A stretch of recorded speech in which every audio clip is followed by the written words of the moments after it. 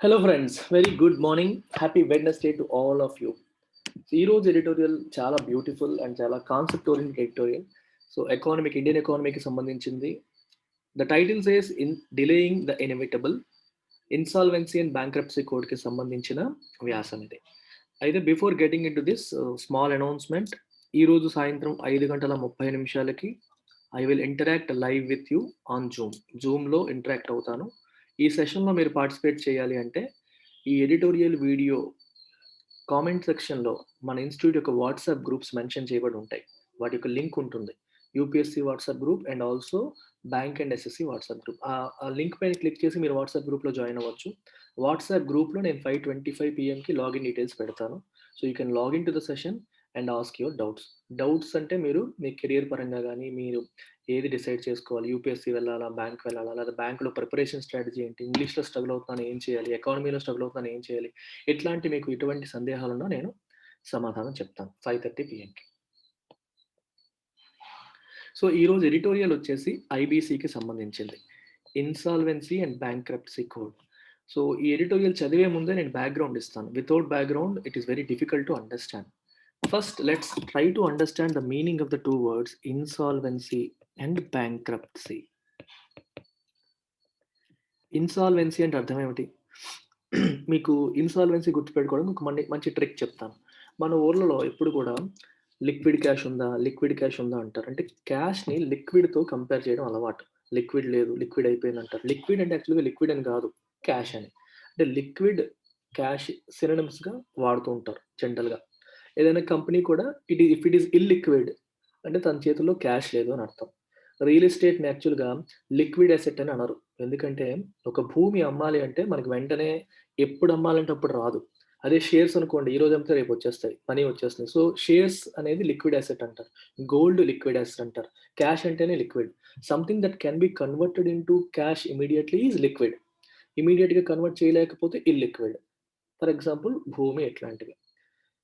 అక్కడ నుంచి రండి, సాల్వెంట్ అంటే కరిగించుకునేది. మనం కెమిస్ట్రీలు అంటాం కదా, సొల్యూట్, సాల్వెంట్ అనేది ఆ రకంగా తీసుకోండి.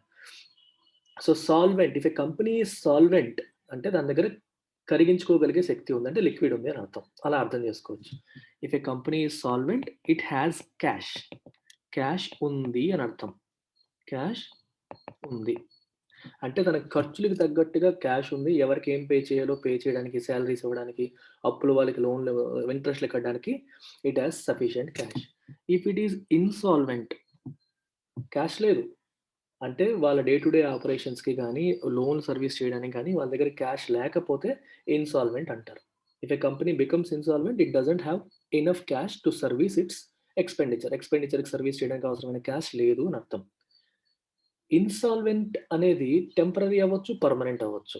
ఇప్పుడు ఈ ఒక్క మంత్కి మనకి రావాల్సిన పేమెంట్లు రాక మన దగ్గర టైట్ అయ్యి మనం చేయాల్సిన పేమెంట్లు చేయలేకపోయాం అనమాట అనుకోండి, you're insolvent for this month. Next మంత్కి ఆ ప్రాబ్లమ్ సాల్వ్ అయిపోతే యూఆర్ అగైన్ సాల్వెంట్. అలా కాకుండా పూర్తిగా అసలు పే చేసే పరిస్థితే లేదు, నెక్స్ట్ 6 నెలలైనా కాదు, 3 నెలలైనా సరే మనం చేసే అవకాశమే లేదనుకోండి, then you become bankrupt. Bankrupt అంటే దివాలా. దివాలా తీసారంటే పూర్తిగా ఇంకా ఛాన్సే లేదనుకుంటే దివాలా. టెంపరరీగా వచ్చే ఇబ్బందిని మనం ఇన్సాల్వెన్సీ అంటాం. సో బ్యాంక్రప్సీ కంటే ముందు ఇన్సాల్వెన్సీ వస్తుంది. ఫస్ట్ నీ దగ్గర క్యాష్ లేకపోవడం జరుగుతుంది. అది టెంపరరీ అవ్వచ్చు, పర్మనెంట్ అవ్వచ్చు.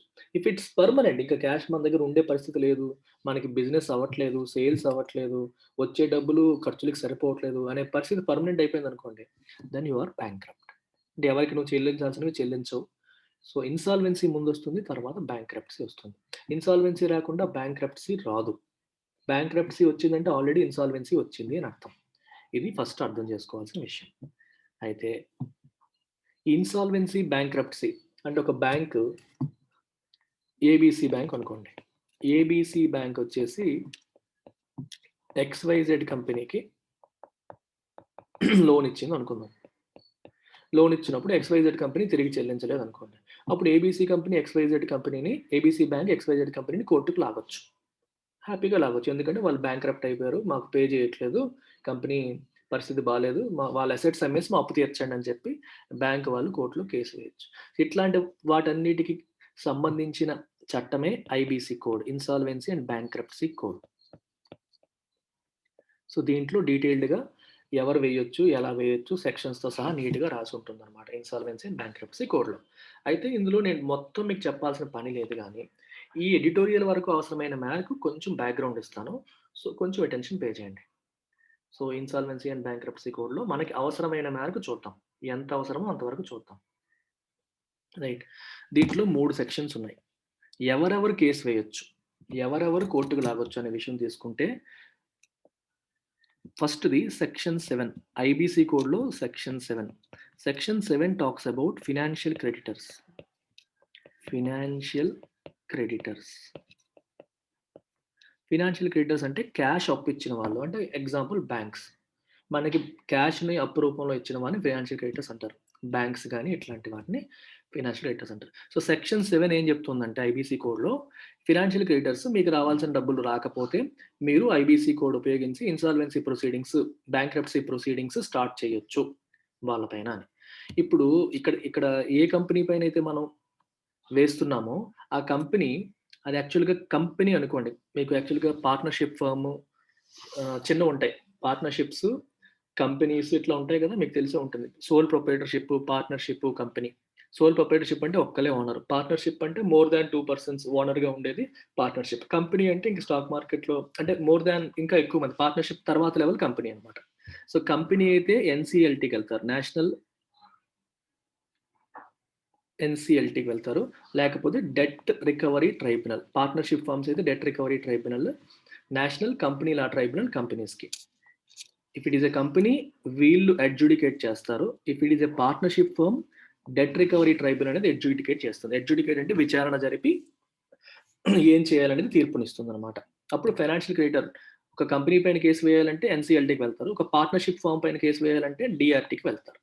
ఇవి ట్రైబ్యునల్స్ అంటే కేసు విచారించే స్పెషల్ జ్యుడిషియల్ ఆర్గన్స్ అనమాట ఇవి. ఇది సెక్షన్ 7లో ఫినాన్షియల్ క్రెడిటర్స్ గురించి రాశారు. అలాగే సెక్షన్ 8లో సెక్షన్ 9లో ఆపరేషనల్ క్రెడిటర్స్.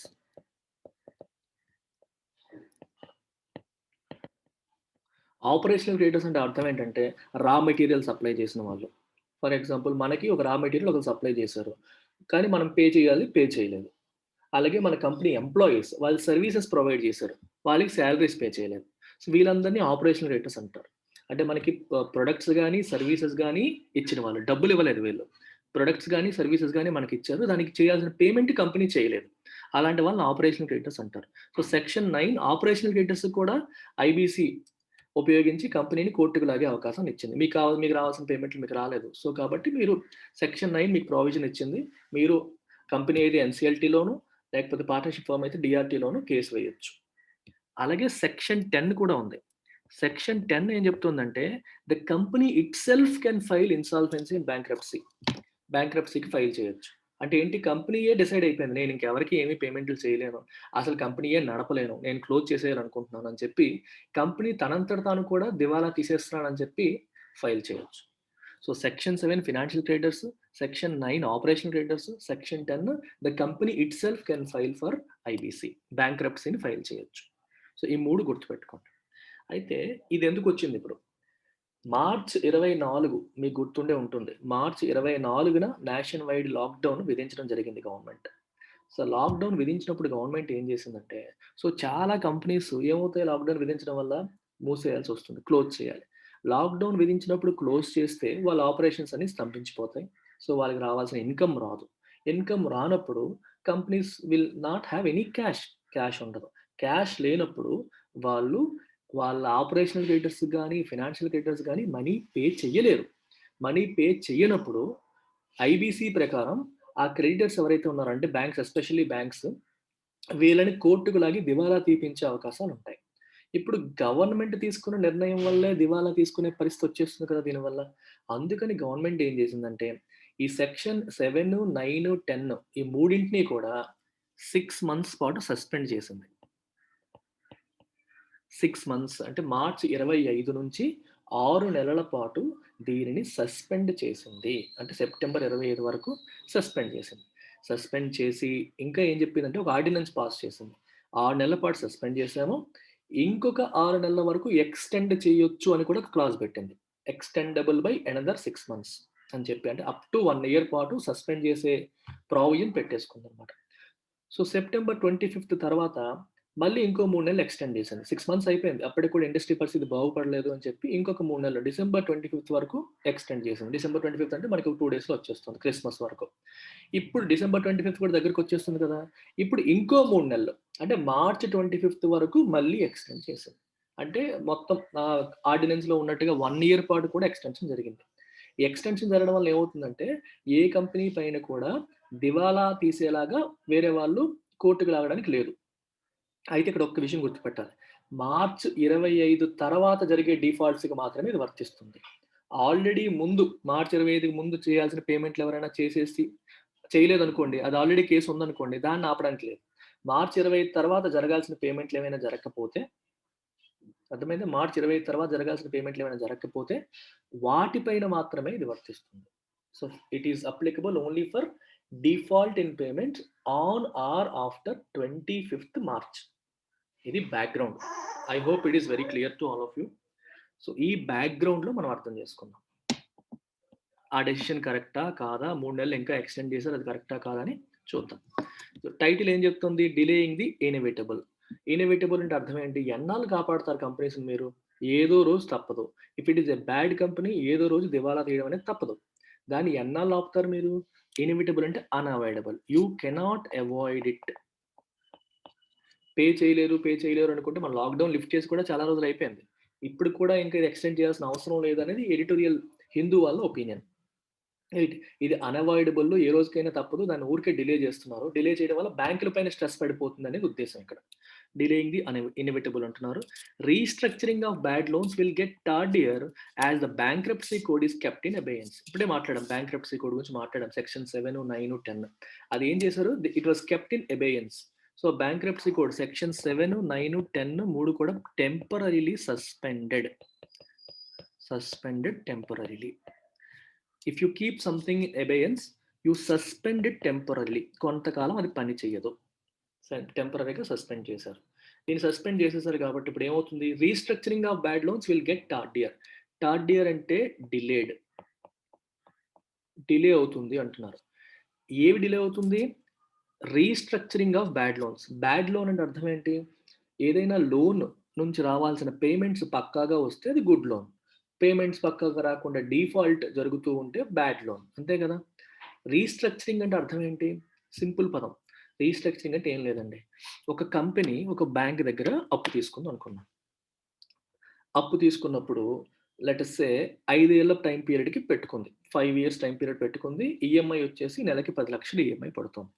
కంపెనీ మారిన ఆర్థిక పరిస్థితుల వల్ల నెలకి 10,00,000 ఈఎంఐ కట్టే పరిస్థితిలో కంపెనీ ఇప్పుడు లేదు.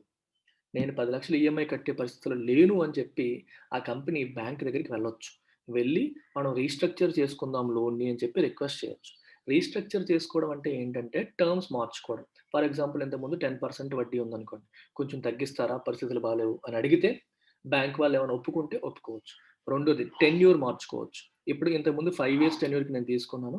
Can you make it 10 years? అప్పుడు నా ఈఎంఐ తగ్గుతుంది కదా! ఇప్పుడు నేను 10,00,000 కట్టలేకపోతున్నాను. నా ఆర్థిక పరిస్థితి ప్రకారం నెలకు 5,00,000 అయితే నేను కట్టుకోగలుగుతాను అని చెప్పి company అందనుకోండి.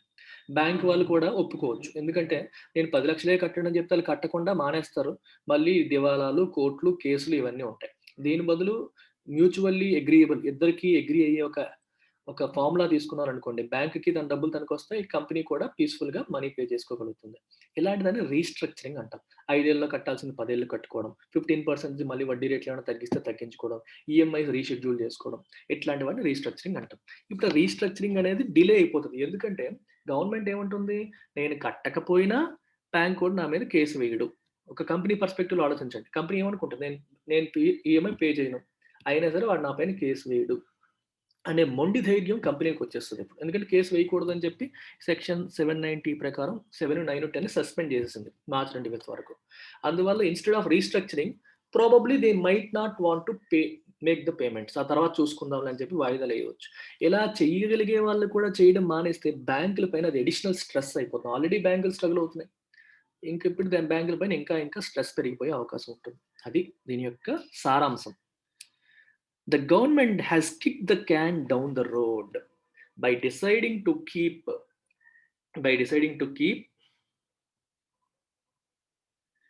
The keep in abeyance critical provisions of the Insolvency and Bankruptcy Code of 2016 till March 31st 2021. March 31st 2021 వరకు కూడా ఈ ఇంపార్టెంట్ ప్రావిజన్స్ ఏంటవి 7, 9, 10 సెక్షన్ 7, 9, 10ని కెప్ట్ ఇన్ అబేయన్స్ అంటే అర్థం ఏంటి? సస్పెండెడ్ టెంపరీగా సస్పెండ్ చేసింది. ఓకే, ఇప్పుడు kick the can down the road అంటే అర్థం ఏంటంటే ఒక డిఫికల్ట్ ప్రాబ్లమ్ని సాల్వ్ చేయకుండా వాయిదా వేసుకోవడం. Okay, to avoid dealing with a difficult problem. యాక్చువల్గా ఇది ఇప్పుడు బ్యాడ్ లోన్స్ అనేది ఒక ప్రాబ్లం, ఈ రోజు కాకపోతే రేపైనా ఫేస్ చేయాల్సిందే. ఇప్పుడు మార్చి 31 వరకు మీరు కట్టక్కర్లేదని సరే టెంపరీగా ప్రాబ్లమ్స్ రావు, కేసులు రావు. ఇప్పుడు ఎందుకంటే బ్యాంకులు కేసు వేయడానికి అవకాశం లేకుండా గవర్నమెంట్ ఆపేసింది. కానీ మార్చ్ 31 తర్వాత ఎంతో మంది పే చేయలేని వాళ్ళు ఉంటారు. ఒక్కసారిగా వాళ్ళపైన కేసులు వేయడం మొదలవుతుంది. సో ఎప్పటికైనా తప్పదు, ఇది ఒక డిఫికల్ట్ ప్రాబ్లం, మీరు ఓన్లీ దాన్ని వాయిదా వేశారు. So you are delaying dealing with the ప్రాబ్లమ్ని సాల్వ్ చేయడానికి ట్రై చేయకుండా దాన్ని డిలే చేస్తున్నారు అని అర్థం. Kick the can down the road అంటే to avoid or delay dealing with a problem. It's an idiom, రాసుకోండి. టు రీక్యాప్, ఒకసారి రీక్యాప్ అంటే ఆల్రెడీ జరిగింది, ఒకసారి మళ్ళీ చూస్తే నేను మీకు రీక్యాప్ చేసేసాను, ఇక్కడ మళ్ళీ చేస్తాను. Because of the large scale economic harakiri triggered by the COVID-19 pandemic and lockdown, the government had raised the threshold of loan defaults that would spark off insolvency proceedings from 1 lakh to 1 crore on the day of lockdown's announcement, that is March 24th. ఈ aspect మీకు చెప్పలేదు, ఇక్కడ cover అయింది. Because of the large scale economic hierarchy triggered by the COVID-19 pandemic and lockdown, COVID-19 pandemic వల్ల మరియు lockdown వల్ల trigger అయిన, దాని వల్ల యాక్టివేట్ అయిన లార్జ్ స్కేల్ ఎకనామిక్ హరాకిరీ అంటే సూసైడల్ యాక్షన్ అని చెప్పొచ్చు. అదొక జాపనీస్ వర్డ్. జపాన్లో ఒక రిచువల్ సూసైడ్, ఎవరిపైనైనా సరే మరణశిక్ష విధిస్తే అతను వాళ్ళు ఉరి తీస్తే తనకి గౌరవం తగ్గుతుందని చెప్పి తనే కత్తితో తన పొట్టను చీల్చుకుంటాడు. రిచువల్ సూసైడ్ అంటాం, అంటే వాళ్ళ ఆచారం ప్రకారం అలా చీల్చుకొని చచ్చిపోతారు వాళ్ళు. దాన్ని హరాకిరీ అంటారు. అంటే మీరు ఎలా తీసుకోవాలంటే సూసైడల్ యాక్షన్ అన్నట్టుగా చేసుకోవచ్చు. ఎందుకంటే మొత్తం లాక్డౌన్ విధించడానికి ఏమవుతుంది, ఎకానమీ సూసైడ్ చేసుకున్నట్టే కదా, ఆర్థిక వ్యవస్థ చచ్చిపోయినట్టే. ఎందుకంటే మరి నువ్వు ఏమంటారు, కంపెనీస్ ఇండస్ట్రీస్ మూసేసుకొని ఉండాలంటే ఎకానమీకి ఏమవుతుంది, కంప్లీట్గా డల్ అయిపోతుంది. అందుకే కదా మనకి ఏప్రిల్ మే జూన్లో 23.9% కాంట్రాక్షన్ వచ్చింది జీడిపిలో, విపరీతంగా పడిపోయింది. అందుకే దీనివల్ల బికాస్ ఆఫ్ దిస్ ఎకానమీకి జరిగిన ఎంత దారుణమైన నష్టం వల్ల గవర్నమెంట్ ఏం చేసిందంటే డిఫాల్ట్స్ మొదలవుతాయి. ఎందుకంటే డబ్బులు రావు, ఇండస్ట్రీ మూసేయాలి, కాబట్టి క్యాష్ రాదు, సో లోన్కి పేమెంట్ చేయడం మానేస్తారు. డిఫాల్ట్ అంటే ఆబ్లిగేషన్, ఫినాన్షియల్ ఆబ్లిగేషన్ ఫుల్ఫిల్ చేయకపోవడం. ఈఎంఐ కట్టలేదు అనుకోండి, that means it's a default. అంటే మామూలుగా మనకు తెలిసిన డిఫాల్ట్ మీనింగ్ కాదు, డిఫాల్ట్గా ఇది అంటాం కదా, అలా కాదు. లోన్ డిఫాల్ట్ అంటే పే చేయాల్సింది పే చేయకపోవడం. whatever financial obligation you might have, if you don't honor that means you are defaulting on your payment పైన డిఫాల్ట్ చేస్తున్నట్టు. ఫినాన్షియల్ ఆబ్లిగేషన్ ఫుల్ఫిల్ చేయకపోవడం, ఆబ్లిగేషన్ అంటే బాధ్యత, నువ్వు చేయాల్సింది, నీ పైన ఉన్న ఒక ఆబ్లిగేషన్ అది నువ్వు పే చేయట్లేదు. అయితే ఎంత డిఫాల్ట్ అయితే మనం ఇన్సాల్వెన్సీ ప్రొసీడింగ్స్ స్టార్ట్ చేయొచ్చు అనే దానికి ఒక లిమిట్ ఉండేది. ఇంతకుముందు 1 lakh ఉండేది. అంటే 1 lakh పేమెంట్ పెండింగ్ ఉన్నా సరే ఇన్సాల్వెన్సీ ప్రొసీడింగ్ పెట్టొచ్చు. దాన్ని 1 lakh నుండి 1 crore గవర్నమెంట్ మార్చింది. అంటే 1 crore లోపు మనీ ఎవరైనా డిఫాల్ట్ చేస్తే కోర్టుకి వెళ్ళడానికి లేదు టెంపరీగా ప్రస్తుతానికి. అందుకే 1 lakh నుంచి 1 crore మార్చేసింది గవర్నమెంట్. సో పెద్ద అమౌంట్స్కి పర్లేదు, చిన్న అమౌంట్స్కి లేదు అన్నట్టుగా ఇది ఒకటి. రెండోది ఇంకోటి కూడా ఉంది, ఇంకోటి ఆల్రెడీ మీకు చెప్పాను, సెక్షన్ 7, 9, 10 సస్పెండ్ చేశారు టెంపరీగా అనేది. 1 lakh to 1 crore on the day of lockdown lockdown ఏ రోజు అనౌన్స్ చేశారో ఆ రోజే ఇది కూడా మార్చడం జరిగింది. It had indicated that if things did not improve by April end కల్లా థింగ్స్ ఇంప్రూవ్ అవ్వకపోతే the suspensions of certain sections of the IBC, మీకు చెప్పాను 7, 9, 10 for 6 months could be considered to prevent companies at large from being forced into the insolvency process for a force majeure default. So దీని అర్థం ఏంటి చూడండి. ఇంకా ఏం indicate చేసింది, April end కల్లా థింగ్స్ ఇంప్రూవ్ అవ్వకపోతే 7, 9, 10 సస్పెన్షన్. 7 అనేది ఫినాన్షియల్ క్రెడిటర్స్, 9 అనేది ఆపరేషన్ క్రెడిటర్స్, 10 అనేది ద కంపెనీ ఇట్ సెల్ఫ్. వాళ్ళు ఇన్సాల్వెన్సీ ప్రొసీడింగ్స్కి ఫైల్ చెయ్యకుండా ప్రివెంట్ చేయడం కోసం వాటిని ఆ 3 సెక్షన్స్‌ని సస్పెండ్ చేయడానికి కూడా మనం కన్సిడర్ చేయొచ్చు అని చెప్పి అన్నారు. ఎందుకోసం? To prevent companies at large అంటే యాస్ ఎ హోల్ ఓవరాల్‌గా అన్నింటికి ఇన్ జనరల్ అని అర్థం. From being forced into the insolvency process for a force measure default. Default అనే పదానికి మీకు మీనింగ్ తెలుసు. ఎందుకంటే పేమెంట్ చేయకపోవడం. ఫోర్స్ మెజూర్ అనేది ఒక ఇంపార్టెంట్ వర్డ్. సో దీన్ని అర్థం చేసుకునే ప్రయత్నం చేయండి. ఇప్పుడు let's say A and B got into a contract అనుకోండి. సో ఏ బికి పని ఇచ్చాడు. సో ఏ బికి మనీ పే చేస్తాడు అని అర్థం. సో బి ఏం చేయాలి? వర్క్ చేయాలి. ఆ వర్క్ చేయడానికి కాంట్రాక్ట్ రాసుకుంటారు. కాంట్రాక్ట్ రాసుకునేటప్పుడు ఏమంటారంటే పలానా ఫర్ ఎగ్జాంపుల్ 31st మార్చిలోగా కంప్లీట్ చేయాలి అని చెప్పి రాసుకున్నారు. ఒకవేళ డిలే అయితే పెనాల్టీ క్లాజ్ ఉంటుంది. మీరు 31st మార్చ్ కల్లా కంప్లీట్ చేయకపోతే ఇంత అమౌంట్ చొప్పున పెనాల్టీ కట్టాలని చెప్పి కాంట్రాక్ట్లో జనరల్‌గా రాసుకుంటారు. కానీ అలాంటి కాంట్రాక్ట్‌లోనే there is something called force majeure. Force majeure clause అంటే ఏంటంటే మన చేతిలో లేని విషయాల వల్ల అంటే అన్‌ఫోర్‌సీన్ సర్కమ్‌స్టాన్సెస్ మనం ప్రిడిక్ట్ చేయలేని పరిస్థితుల వల్ల, మన చేతిలో లేని పరిస్థితుల వల్ల డిలే జరిగితే అప్పుడు ఈ పెనాల్టీ క్లాజ్ అప్లై అవ్వదు అనేదాన్ని ఫోర్స్ మెజూర్ క్లాజ్ అంటారు. ఫర్ ఎగ్జాంపుల్ కోవిడ్-19 అనేది మనం ఎక్స్‌పెక్ట్ చేసింది కాదు. ప్లస్ ఇప్పుడు బి యాక్చువల్‌గా పని చేద్దామని అనుకుంటున్నాడు. కానీ గవర్నమెంట్ లాక్‌డౌన్ విధించేసింది. గవర్నమెంట్ ఏమో చేయొద్దు అని చెప్పేసింది. దట్టు కోవిడ్-19 వచ్చింది. ఇది బి చేతిలో లేనిది. కాబట్టి ఏ ఇప్పుడొచ్చి నేను పెనాల్టీ ఏస్తాను అనడానికి లేదు. Force majeure clause comes into picture. అర్థమైందా? ఫోర్స్ మెజూర్ అంటే మీనింగ్ అది. అంటే అన్‌ఫోర్‌సీన్ సర్కమ్‌స్టాన్సెస్ మనం ఎక్స్‌పెక్ట్ చెయ్యని పరిస్థితులు, మనం ప్రిడిక్ట్ చెయ్యని పరిస్థితులు ఇట్లాంటివి. యాక్ట్ ఆఫ్ గాడ్ లాగా తీసుకోవచ్చు మీరు. ఇట్లాంటివొచ్చినప్పుడు తప్పితే మిగిలిన సందర్భాల్లో డిఫాల్ట్ చేసినప్పుడు ఇన్సాల్వెన్సీ ప్రొసీడింగ్స్ అనేవి ట్రిగ్గర్ చేయొచ్చు అని ఉంటుంది. ఆ ట్రిగ్గర్ చేయడాన్ని ప్రివెంట్ చేయడం కోసం ఈ 3 సెక్షన్స్‌ని ఏం చేశారు? సస్పెండ్ చేశారు టెంపరరీగా. అన్ ఆర్డినెన్స్ ఇన్ జూన్ నెలలో ఆర్డినెన్స్ వచ్చింది. ఇండెఫినిట్లీ అంటే ఒక టైం లిమిట్ పెట్ల నిరవధికంగా. Indefinitely barred the initiation of insolvency proceedings both voluntarily or by the creditors for defaults arising on or after March 25, 2020 for a period of 6 months that could be stretched to a year. June నెలలో వచ్చిన ordinance అంటే తెలుసు కదా మీకు, parliament సమావేశాలు జరగనప్పుడు parliament సమావేశాలు జరిగితే bill పెట్టి యాక్ట్ కింద మారుస్తారు, చట్టం చేస్తారు.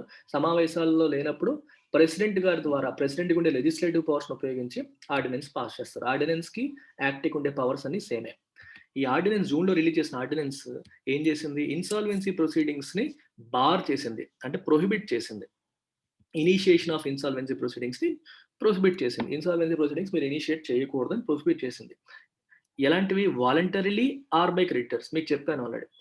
7 and 9 టాక్ అబౌట్ క్రెడిటర్స్. 7 ఏమో ఫినాన్షియల్ క్రెడిటర్స్, 9 ఏమో ఆపరేషనల్ క్రెడిటర్స్. ఫినాన్షియల్ క్రెడిటర్స్ అంటే మనీ అప్పిచ్చిన వాళ్ళు. ఆపరేషనల్ క్రెడిటర్స్ అంటే మనకి రా మెటీరియల్స్ సప్లై చేసిన వాళ్ళు గానీ, సర్వీసెస్ సప్లై చేసిన వాళ్ళు గానీ, మన ఎంప్లాయీస్ గానీ, ఎంప్లాయీస్ కూడా వాళ్ళ సర్వీసెస్ ఇస్తున్నారు. సో సాలరీ ఇవ్వాలి. వీళ్ళందరినీ ఆపరేషనల్ క్రెడిటర్స్ అంటారు. అది 7 ఫినాన్షియల్ క్రెడిటర్స్ గానీ, ఆపరేషనల్ క్రెడిటర్స్ ద్వారా ఇన్సాల్వెన్సీ ప్రొసీడింగ్స్‌కి 7 and 9. కంపెనీ తనంతట తానే ఫైల్ చేస్తే 10.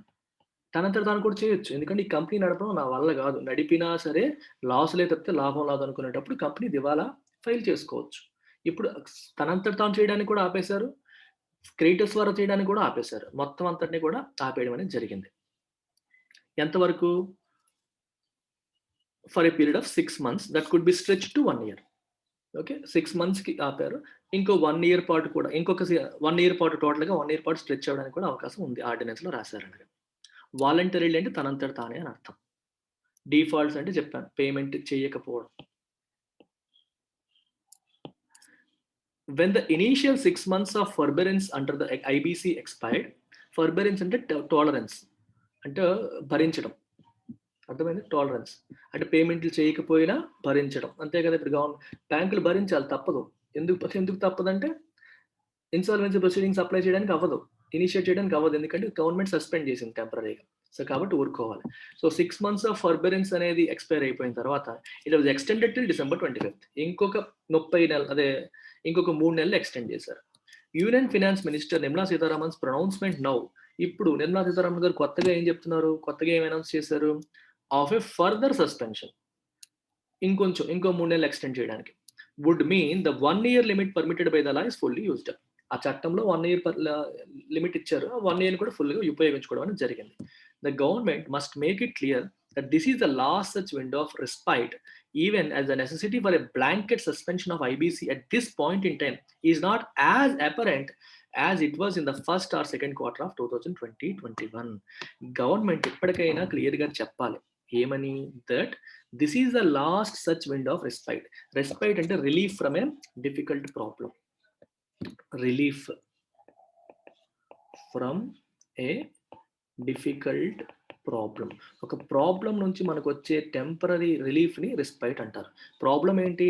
బ్యాంకులు మన పైన కేసు వేసేయొచ్చు అనేది ప్రాబ్లం. ఆ ప్రాబ్లం నుంచి రిలీఫ్ ఏంటి? కేసు వేయకుండా టెంపరరీగా గవర్నమెంట్ సస్పెండ్ చేయడం. దాన్ని రెస్పైట్ అనే పదంతో వాడారు. ఈ రెస్పైట్ ఇవ్వడం అనేది ఇదే లాస్ట్ అని చెప్పి గవర్నమెంట్ క్లియర్‌గా చెప్పాలి. ఎందుకు అంటే even as the necessity for a blanket suspension of IBC. Blanket అంటే ఓవరాల్‌గా అటు ఫినాన్షియల్ లీడర్స్‌కి లేదు, ఆపరేషనల్‌కి లేదు, మరియు ఇటు వాలంటరీగా వాళ్ళు చేయడానికి లేదు, మరియు ఆల్ కైండ్స్ ఆఫ్ కంపెనీస్‌కి బ్లాంకెట్ ఓవరాల్‌గా సస్పెండ్ చేసేయడం అనేది ఈ రోజు at this point in time is not as apparent. అంటే అర్థం ఏంటి? దానికి అంత అవసరం ఇప్పుడు కనిపించట్లేదు. As it was in the first or second quarter of 2021. First క్వార్టర్‌లో ఏముంది మనకి? లాక్‌డౌన్ ఉంది. సో, నెసెసిటీ ఉంది. సెకండ్ క్వార్టర్‌లో అప్పుడే లాక్‌డౌన్ నుంచి బయటకొచ్చారు. అప్పటికి నెసెసిటీ ఉంది. కానీ ఇప్పుడు అంత నెసెసిటీ, అంత అవసరం కనిపించట్లేదు. లోన్‌లు కట్టకపోయినా సరే మిమ్మల్ని కేసులు వేయడానికి లేదు, దివాలా తీయడానికి లేదు అనే నెసెసిటీ ఇప్పుడు కనిపించట్లేదు. మరి ఎందుకు ఎక్స్‌టెండ్ చేయాల్సొచ్చింది అనేది క్వెషన్ ఇంక. ఇప్పుడంత అవసరం లేదు. అట్‌లీస్ట్ ఇదన్నా లాస్ట్ అని చెప్పండి. మళ్ళీ ఎక్స్‌టెండ్ చేయొద్దు అనే మీనింగ్‌లో వస్తుందది. Stretching the IBC's abeyance. ఐబీసీని ఆల్రెడీ సస్పెన్షన్‌లో పెట్టారు. అబెయన్స్ అంటే temporary suspension. For one does not square up with the government's proclamations of a firm V shaped economic recovery. ఒకవైపు గవర్నమెంట్ ఏం చెప్తోంది? ఎకానమీ రికవర్ అయిపోతుంది. అది కూడా వి షేప్డ్ ఎకానమిక్ రికవరీ వచ్చేస్తుంది అని చెప్పి ఒకవైపు గొప్పలు చెప్పుకుంటుంది గవర్నమెంట్. నిజంగా ఎకానమీ అంతగా రికవర్ అయిపోతే ఆర్థిక వ్యవస్థలో ఉన్న కంపెనీలన్నీ కూడా బాగున్నట్టే కదా! కంపెనీలన్నీ బాగుంటే వాటిని ప్రొటెక్ట్ చేయడానికి ఎందుకు మీరు మళ్ళీ ఐబీసీని సస్పెండ్ చేస్తున్నారు? నిజంగా కంపెనీలు బాగుంటే వాళ్ళకి మనీ వస్తది. మనీ వస్తే బ్యాంకులకి పే చేసుకుంటారు. మీరు ఇంకా ఎందుకు ఐబీసీని సస్పెండ్ చేస్తున్నారు అనేది క్వెషన్. స్క్వేర్ అప్ విత్ అంటే is not in sync with. Government is not in agreement with. ఇక్కడ నాట్ చూడండి. ఇన్ అగ్రీమెంట్ విత్ అని అర్థం చేసుకోండి. స్క్వేర్ అప్ విత్ అంటే ఇన్ అగ్రీమెంట్ విత్. అంటే గవర్నమెంట్ ఒకవైపు V shaped recovery. V shaped recovery అంటే అర్థం ఏంటి? ఇప్పుడు మీరు చూడండి, జీడీపీ వచ్చేసి Q4 ఆఫ్ 2019-20కి ఇక్కడ ఉందనుకోండి. అక్కడ నుంచి Q1లో ఏమైంది? తగ్గింది. తర్వాత ఏమైంది? తగ్గింది. అలా తగ్గుతూ ఇప్పుడు రికవర్ అవ్వడం మొదలవుతుంది. ఇలా తగ్గి ఇలా రికవర్ అయిందనుకోండి. దాన్ని వి షేప్డ్ రికవరీ అంటారు. తగ్గి ఒకేసారి రికవర్ అవ్వడం. ఇలా వచ్చి, ఇలా వెళ్ళి, మళ్ళీ వెనక్కొచ్చి, ఇలా వచ్చి దీన్ని డబ్ల్యూ షేప్ అంటారు. అంటే ఒకసారి పెరిగి, మళ్ళీ తగ్గి, మళ్ళీ వెళ్ళడం. ఇట్లా రకరకాలుంటాయి. వి షేప్డ్ అంటే తగ్గడం, మళ్ళీ ఒకేసారి సడన్ రావడం. గవర్నమెంట్ ఏమంటుందంటే తగ్గింది, ఇప్పుడు ఫుల్ రైజ్‌లో ఉన్నాం మనం. ఎకానమీ సూపర్ వచ్చేసింది మళ్ళీ. ఆహ్, రికవర్ అయిపోతుంది. అంతా బావుంది అని ఒకవైపు చెప్తుంది. ఇంకోవైపేమో ఐబీసీ అబెయన్స్‌ని ఎక్స్‌టెండ్ చేసింది. స్ట్రెచ్ చేసింది. సస్పెన్షన్ ఎక్స్‌టెండ్ చేశారు. ఎందుకు ఎక్స్‌టెండ్ చేస్తారు? ఇంకా పరిస్థితులు బాలేవనుకుంటేనే ఎక్స్‌టెండ్ చేస్తారు. ఒకవైపు పరిస్థితులు బాలేదంటున్నారు. ఇంకోవైపేమో బావున్నాయంటున్నారు. సో, 2 ఒకదానితో ఒకటి అగ్రీమెంట్‌లో లేవు. 2 ఒకదానితో ఒకటి అగ్రీ అవ్వట్లేదు అనేది ఇక్కడ meaning. Finance ministry Finance Ministry mandarins have repeatedly talked up growth prospects by flagging indicators returning to pre-COVID-19 levels in several sectors. Finance Ministry mandarins అంటే government officials, powerful government officials. Mandarin అనే పదానికి meaning అంటే powerful government officials. Finance మినిస్ట్రీకి చెందిన powerful government officials ఏమంటున్నారు? Have repeatedly talked up growth prospects. Growth వచ్చేస్తుంది, మంచిగా వచ్చే అవకాశం ఉంది. ప్రాస్పెక్ట్ అంటే పాసిబిలిటీ. గ్రోత్ వచ్చే పాసిబిలిటీ చాలా ఎక్కువగా ఉంది అని చెప్పి హైప్ క్రియేట్ చేశారు. By flagging indicators. ఫ్లాగ్ అంటే అండర్లైన్, మార్క్ యాజ్ ఇంపార్టెంట్, వాటిని చూపించడం, దానిపైన అటెన్షన్ చూపించడం. ఇండికేటర్స్ చూడండి మీరు కావాలంటే. జీడిపి కూడా మెల్లగా గ్రో అవుతుంది. అన్ని మనకి ఐఐపి గ్రోత్ కూడా బాగుంది. ఇండెక్స్ ఆఫ్ ఇండస్ట్రియల్ ప్రొడక్షన్ కూడా మంచిగానే ఉంది. ఇండికేటర్స్ అన్ని పాజిటివ్‌గా ఉన్నాయి. కోవిడ్-19 ముందు ఎలా ఉండేదో ఆ లెవెల్స్‌కి వచ్చేస్తున్నాయని చెప్పి వాటిని చూపిస్తూ గ్రోత్ సూపర్‌గా ఉండబోతుందని చెప్పి వరుసపెట్టి ఫైనాన్షియల్ మినిస్ట్రీ మ్యాట్రిన్స్ చెప్తా ఉన్నారు several సెక్టర్స్‌లో. Surely, businesses in those sectors need no longer be sheltered from exits if they are not competitive. ఒకవేళ నిజంగా కొన్ని సెక్టర్స్‌లో అంత బాగా గ్రోత్ వచ్చేస్తే ఆ సెక్టార్స్‌లో ఉన్న బిజినెస్‌లు ఏవైతే ఉన్నాయో companies need no longer be sheltered. వాటిని ఎందుకు మనం కాపాడాలి? షెల్టర్ అంటే ప్రొటెక్షన్. ఎందుకు ప్రొటెక్షన్ ఇవ్వాలి? From exits if they are not competitive. అవి కాంపిటీటివ్‌గా లేకపోతే లెట్ దెమ్ గో. ఇప్పుడు సెక్టార్స్ అన్ని బాగున్నాయని చెప్తున్నారు ఆల్రెడీ. మళ్ళీ ఎందుకు వాటిని ప్రొటెక్ట్ చేయడానికి ట్రై చేస్తున్నారు అనే క్వెషన్ వస్తుంది. Need no longer be sheltered. వాటిని షెల్టర్ చేయాల్సిన, ప్రొటెక్ట్ చేయాల్సిన అవసరం లేదు. From exits. ఎగ్జిట్ అంటే ఇంక కంపెనీ దివాలా తీయడం. దివాలా తీయడం నుంచి వాటిని కాపాడాల్సిన అవసరం లేదు. If they are not competitive. Competitive ఉంటే సక్సెస్ఫుల్‌గా ఉంటారు. కాంపిటీటివ్‌గా లేకపోతే ఫెయిల్ అయిపోతారు. ఫెయిల్ అయిపోతే వదిలేస్తారు. ఇప్పుడు ఎందుకంటే కోవిడ్-19 ఎఫెక్ట్ పోయింది, గ్రోత్ బాగుందని మీరే చెప్తున్నారు. So you need not do that అనేది వాటిని ప్రొటెక్ట్ చేయాల్సిన అవసరం లేదని ఈ సెంటెన్స్ యొక్క meaning. The government by now should know which sectors continue to remain in trouble. గవర్నమెంట్‌కి ఇప్పటికి షుడ్ నో ఏ సెక్టర్స్ ట్రబుల్‌లో ఉన్నాయనే విషయం ఖచ్చితంగా తెలిసి ఉండాలి. గవర్నమెంట్‌కి తెలుస్తుంది కదా! ఇందాక బ్లాంకెట్ సస్పెన్షన్ అన్నాం చూడండి. అన్ని సెక్టర్స్‌కి అప్లై చేస్తారు. కొన్ని సెక్టర్స్ వరకు మాత్రం అప్లై చేయొచ్చు కదా! కొన్ని సెక్టర్స్ ట్రబుల్‌లో ఉన్నాయి. వాళ్ళకి అప్లై చేసి మిగిలిన వాళ్ళకి వదిలేయొచ్చు కదా! అనేది point. And if it is concerned about small and medium businesses, it could tweak the default threshold limit a tad hire while letting bankruptcy processes function again for a larger loan accounts.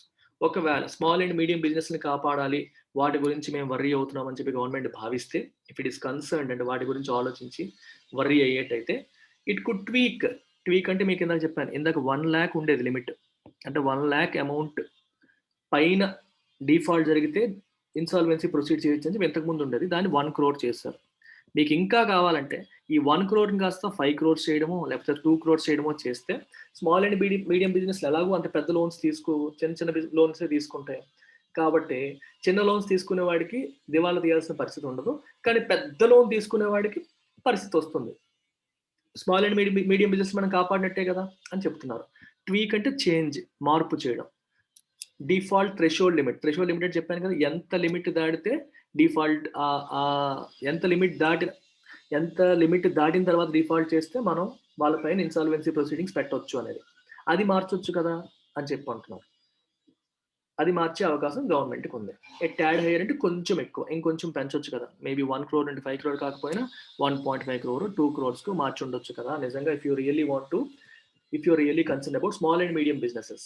అందరికి ఎందుకు ఇవ్వడం? పెద్ద పెద్ద companies కూడా ఎందుకు ఇవ్వడం అనేది question mark ఇక్కడ.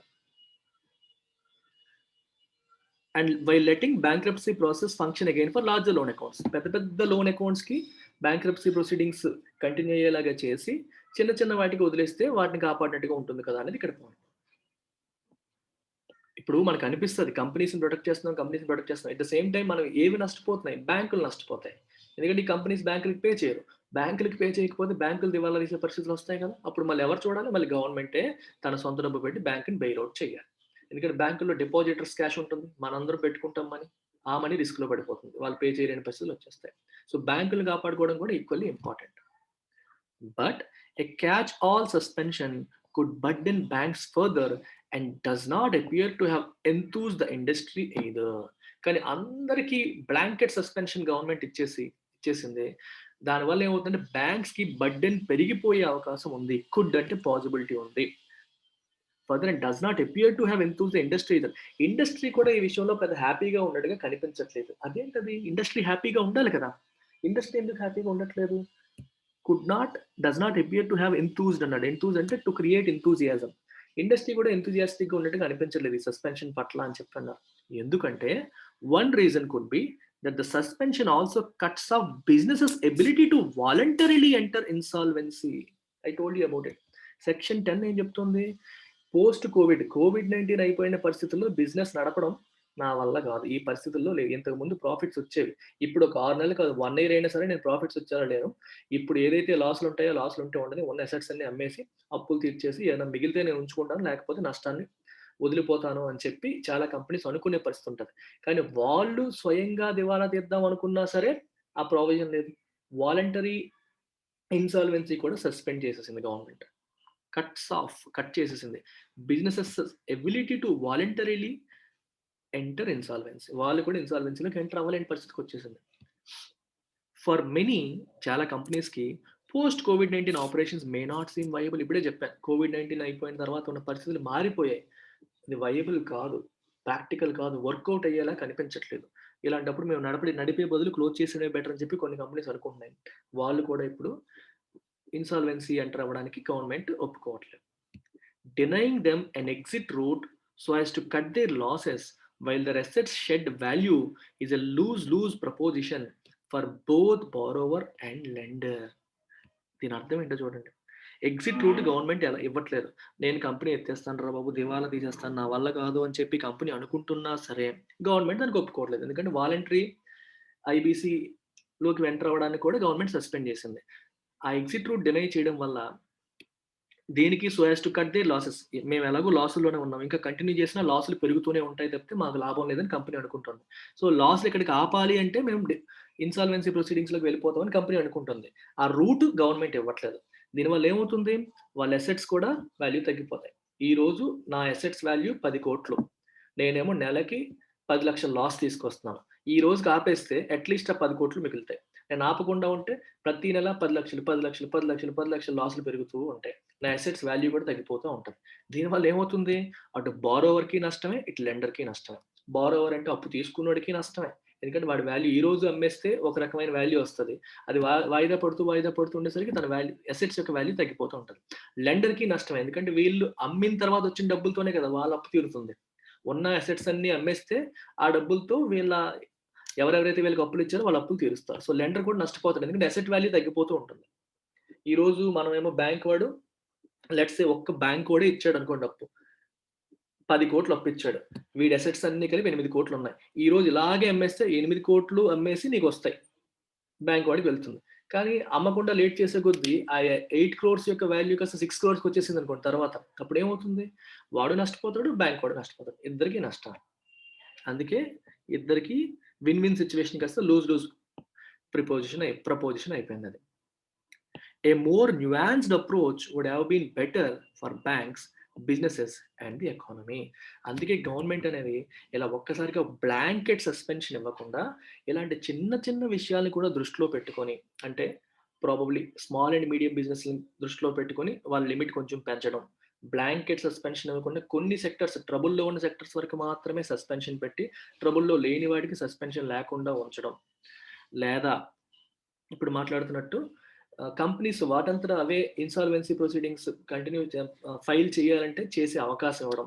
ఇలాంటి యాస్పెక్ట్స్‌ని కూడా దృష్టిలో పెట్టుకొని అప్రోచ్ అవ్వాల్సింది. ఇలాంటి బ్లాంకెట్ సస్పెన్షన్ కాకుండా అని అర్థం. న్యూయాన్స్డ్ అంటే taking into account minute and smaller details. నేను చెప్తూ ఉంటాను. మీకు సటిల్, న్యూయాన్స్డ్ వీటన్నీ కూడా మీరు 'మహానటి సావిత్రిని' గుర్తుపెట్టుకుంటే మీకు ఈజీగా ఉంటుంది. సావిత్రి గారి యాక్టింగ్ ఎలా ఉంటుంది? She takes into account all the minute details of acting. ప్రతి చిన్న యాస్పెక్ట్ కూడా ఆవిడ కళ్ళల్లో వచ్చే హావభావాల్లో కనిపిస్తది. మిగిలిన యాక్ట్రెసెస్‌కి ఆవిడకి ఉన్న డిఫరెన్స్ అదే. కొంతమంది కొన్ని యాస్పెక్ట్స్ మిస్ అవుతారేమో గానీ తను ఏ యాస్పెక్టు మిస్ అవ్వదు. కరుణ గాని, దయ గాని, బాధ గాని ఏదైనా సరే బాడీతో పాటు, చేతులతో పాటు, కళ్ళతో కూడా ఎక్స్‌ప్రెషన్స్ పలుకుతుంది. So, you can call it a nuanced expression, nuanced performance, subtle performance. So, nuanced అన్నా, సటిల్ అన్నా taking into account all the minute details అని అర్థం. ప్రతి చిన్న విషయాన్ని కూడా దృష్టిలో పెట్టుకొని అనే సెన్స్‌లో దీన్ని మనం వాడతాం. అప్పుడు అలా తీసుకొనుంటే బ్యాంకులకి, బిజినెస్‌లకి, ఎకానమీకి ఓవరాల్‌గా కూడా మంచిగా ఉండేది. వుడ్ హావ్ బీన్ బెటర్, మంచిగా ఉండేది. డిలేయింగ్ ద ఇన్‌ఎవిటబుల్, అది ఏ రోజుకైనా తప్పదు. దాన్ని ఓన్లీ డిలే చేస్తున్నాం. Would mean greater financial stress ahead. దీన్ని డిలే చేయడం వల్ల బ్యాంకులకి ఇంకా స్ట్రెస్ పెరుగుతుంది తప్పితే ఉపయోగం ఏమి లేదు. As the restructuring and recovery of bad loans shall get tardier. ఎందుకంటే వీళ్ళు ఏమనుకుంటారు? రీస్ట్రక్చరింగ్ చేయరు, రికవరీ జరగదు. రికవరీ చేయలేదు బ్యాంక్ వాళ్ళెవరు. ఎందుకంటే మాకు గవర్నమెంట్ సస్పెండ్ చేసింది. నువ్వు నా మీద కేస్ వేయలేవు. వేస్తే వేసుకో అంటారు. వేయడానికి బ్యాంకులకి స్కోప్ లేదు. So, recovery of bad loans రాదు. రీస్ట్రక్చరింగ్ పోనీలే 5 సంవత్సరాలు కట్టాల్సింది 10 సంవత్సరాలు కడతానని చెప్పి ఏదో రీస్ట్రక్చర్ చేద్దాం అనుకున్నా, దానికి కూడా కంపెనీస్ మార్చ్ 25 తర్వాత చూద్దాం. మార్చ్ 31 తర్వాత చూద్దాంలే. అప్పుడు పరిస్థితి బట్టి డిసైడ్ చేద్దామని వాయిదా వేస్తారు. అందుకే టార్డియర్ అంటే డిలే అవ్వడం. అవ్వాల్సిన టైంలో అవ్వకుండా ఇంకా డిలే అవ్వడం. And future growth momentum would be punctured. Growth momentum కూడా పంక్చర్ అవుతుంది. మంచి టైర్‌లో ఫుల్ గాలి కొట్టి ఇప్పుడే ఎళ్తోంది ఎకానమీ. మళ్ళీ గ్రోత్ కోసం పరిగెడుతోంది. దానికి ఒక పంక్చర్ పడినట్టనమాట. At the cost of understating present systemic stress. ఈ సెంటెన్స్ చాలా important. At the cost of understating present systemic stress. ప్రభుత్వం ఇలా చేయడం వల్ల ఉపయోగం ఏంటంటే, ఇప్పుడు ఇది లేదనుకోండి, వరుస పెట్టి కంపెనీస్ ఫైల్ చేస్తాయి, బ్యాంకులు కేసులు ఫైల్ చేస్తాయి, ఇంకా ఫినాన్షియల్ రీడర్స్ అందరూ కేసులు ఫైల్ చేస్తారు. ఫైల్ చేసేసరికి చాలా కంపెనీలు దివాలా తీస్తాయి. ఒకసారి దివాలా తీసాక ఏమవుతుంది? ఇన్ని కంపెనీలు ఇండియాలో దివాలా తీసేసాయా? ఇంత స్ట్రెస్ ఉందా సిస్టమ్‌లో అనే విషయం బయటకొస్తుంది. ఇప్పుడు ఇలా అబెయన్స్‌లో పెట్టడం వల్ల ఏమవుతుంది? You are able to understate. అంటే స్ట్రెస్ ఏమీ లేదు. ఆర్థిక వ్యవస్థ బానే ఉంది అని చెప్పుకోవచ్చు. ఎందుకంటే కేసులు పెట్టనివ్వకుండా మనమే ఆపేస్తున్నాం కాబట్టి. సో, అలా చెప్పుకోవడం